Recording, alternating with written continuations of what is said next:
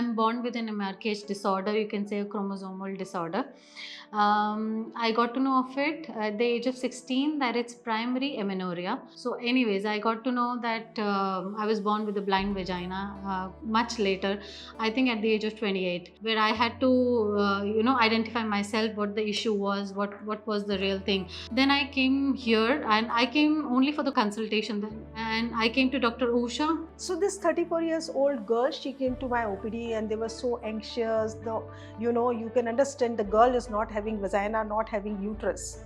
So ultrasound diagnosis was MRKH syndrome, and then we planned to go for a peritoneal pull-through technique with robot.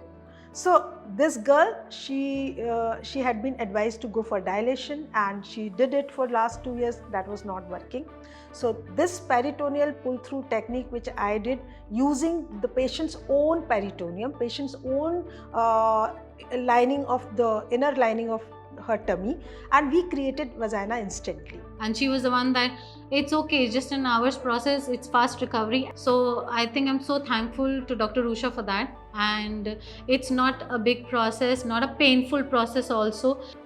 Next month, most likely she's planning to get married and she can have intercourse successfully, because I think so many patients I have operated with this new technique is quite successful technique.